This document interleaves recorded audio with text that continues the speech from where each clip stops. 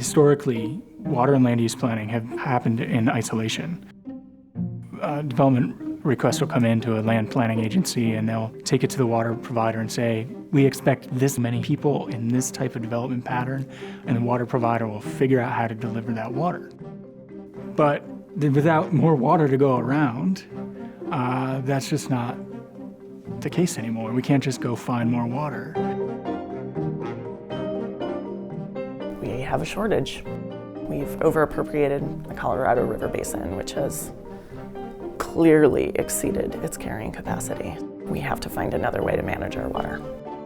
No one thinks about when the community is built out, is there enough water supply for the viability, the economic viability of that community? There needs to be a direct link between the intensity of a land use and the water supplies associated with that.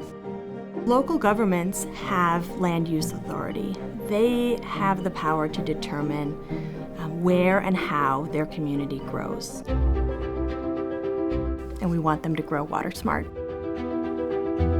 The Growing Water Smart workshops are a great opportunity for communities to come together, bring their key staff, sit down in a retreat type environment, and think about what their water challenges are and how they're going to address them. We've had to tear down silos. Our build-out population is projected to be 500 to 700,000. We've identified a deficit of approximately 45,000 to 49,000 acre feet.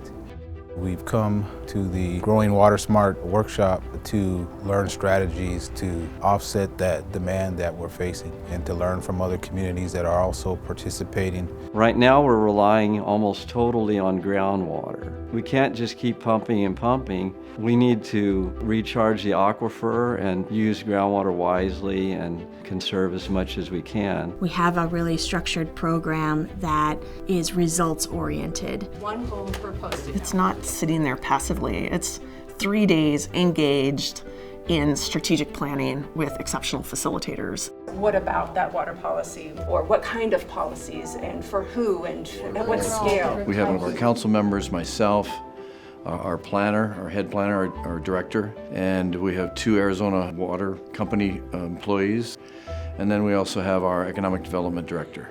So it's a good cross-section, good group, I think, that can give good input, and hopefully we can come out with some good policy that we can move forward and incorporate into our general plan update.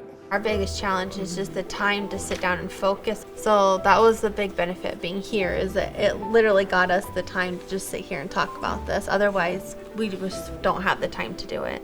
One of the things that came out, which we hadn't really thought about, was installing 2 meters on a home or business, one for indoor usage and one for outdoor. Communities can actually measure the cost savings, let alone the water savings, of these efficiency measures. We're going to start budgeting, so we're going to set up some water budgets, and it'll probably be by land use type. Teams walk away from the workshop with a 12-month action plan with goals, strategies, next steps. It doesn't end here. You have a plan of action, so when you get back, there's a document that we've agreed on as a group. So maybe we bring in the building department as well and get input from them. When every team leaves, they're given resources, whether it be technical assistance or opportunity to apply for financial assistance. And I think that's what's allowed the Growing Water Smart teams to really move forward from ideas to action. We went back and forth quite a bit, but we're kind of proud of where we ended up. In order to protect our quality of life. Communities that were part of our first workshop are becoming leaders that others can ask for advice and for feedback. Thank you. We have had communities of all shapes and sizes come, counties, smaller towns, bigger cities. 20-some communities that represent collectively about half the population of Colorado have now come to this workshop. We'd love to see Growing Water Smart all over the West. Colorado, New Mexico, Arizona, Wyoming, Montana, California, everybody is having these issues.